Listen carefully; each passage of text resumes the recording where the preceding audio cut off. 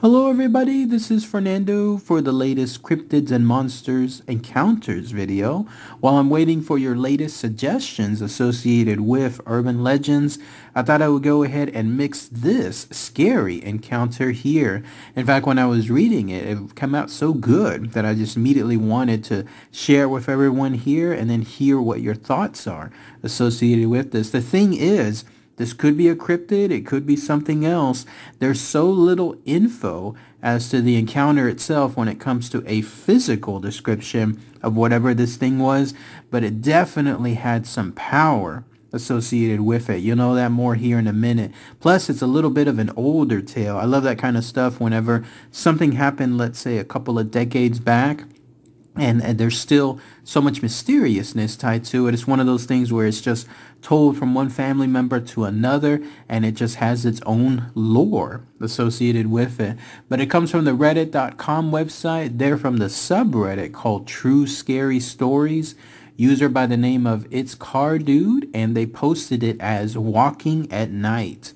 So let's go ahead and let's share this very unique encounter here.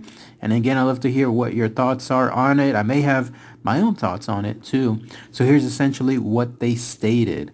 Okay, so this is a story that was told to my mother from a friend of hers, and it happened at some point in the 1970s. So take everything with a grain of salt.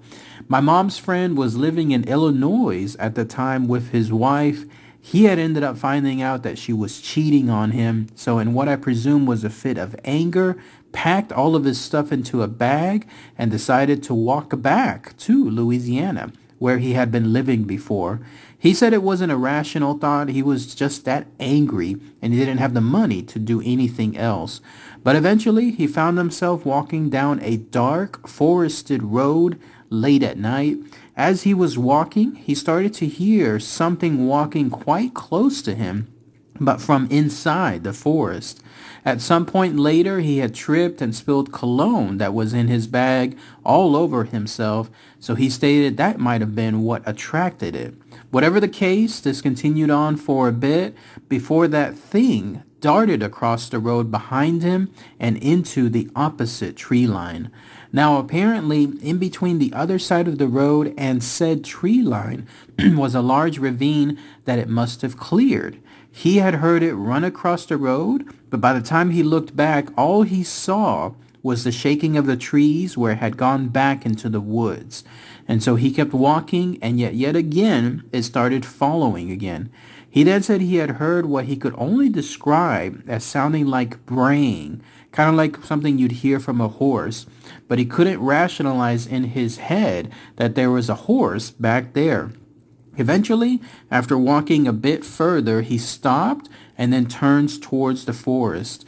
He shouted at whatever was there, "Look, I know you're there. I'm just going to go my way and you go yours, okay?" After his shouting at it, it apparently got upset. He saw the trees shaking in the forest, said it looked like heavy machinery was back there, and suddenly a large tree flew into the road close to him. The tree was still quite alive and had been completely uprooted by whatever threw it. He wisely decided that the next car that came by, he was going to throw himself in front of it if he had to get out of that situation and stop things. And so he stood in the road and a car came along and eventually stopped. He approached the driver, pointed to the tree in the road and said, "Something just threw that at me from the forest. I'll give you every penny in my pocket," which was about $50, "to take me to the next town." Fortunately, that driver took him up on his offer and brought him to the next town where he was simply happy to see lights and people. I don't know how true this story is, but I've never known the man to be a liar, and neither has my mom. Either way, it's definitely a spooky one. And then that's it. That's everything that It's Car Dude mentioned in this brief but very memorable encounter. Pretty fascinating stuff, right? There's some things that immediately stood out to me. Number one was the fact that this happened somewhere in the 1970s. Again, a couple of decades back, but still leaving a pretty memorable impression. It would on me if I heard somebody like a family member tell me this story, something that happened to their friend, it would definitely be something that I would want to tell others as well. And it happened somewhere in between Illinois to Louisiana. Kind of dumb for this dude to be able to think that he was going to be able to walk all that way. But as the story said, as the encounter said from that user, he just wasn't thinking right at the time. Either way, though, it led him down that dark, forested road right there very, very late at night. And then that's when he started hearing whatever it was that was following him. Frustrating, right, though, when it comes to this thing, whatever it was, because there's no details. Whatever it was absolutely hid perfectly from the user. It was never in sight, let's say in front of him. And then towards the sides, all he could see was just basically the rustling or shaking of those trees.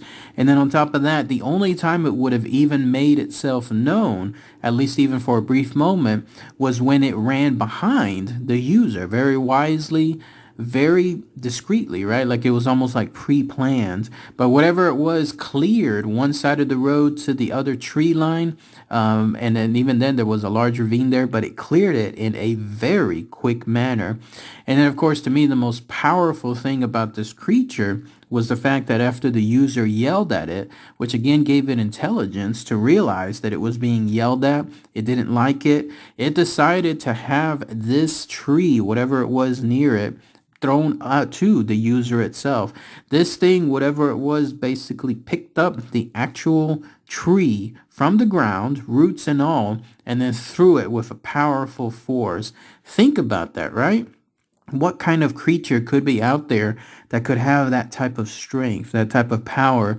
But whatever it was, it absolutely did it to this person. Now, there's no indication about the size of the tree, whether it was, let's say, a gigantic tree or maybe just a tree, a younger one. But still, even just a smaller one, the fact that it's rooted deeply in the ground would mean it would take something very, very powerful to be able to pick it up and then throw it in a direction. And it did so with anger, almost like it knew what it was doing. It wasn't just by pure happen chance or anything like that. And obviously the user at that point decided to wisely get the hell out of there, realizing the power that this thing had. And then that was it. Interesting too, as far as the only other indication to its existence was it made a noise, something along the lines of braying, something like from a horse. So here's my thoughts. The only thing I can think of that has that kind of power, cryptid-wise, that's well known, Bigfoot, like some kind of Sasquatch, a bigger one, in fact, and probably some of the usual ones you read about. The power that they have, that's the only things that I could think of associated with this type of encounter, unless there's other cryptids out there that I might have talked about in the past that live in those type of forests and then have that type of strength. I don't know. Let me know what you guys think. I'd love to hear what your own thoughts and comments are. Plus, with the intelligence that Bigfoot or Sasquatches have, the fact that they have their own, people have stated they have their own communication, their own language, they're that intelligent, like they know essentially what's going on. And the fact that it was expertly able to keep itself hidden, which is another known trait from anything involving their worlds. I think that's what it more likely points to. But who knows? I'd love to hear again what your own thoughts are with regards to this. All right, everybody. Thanks again as always. Take care.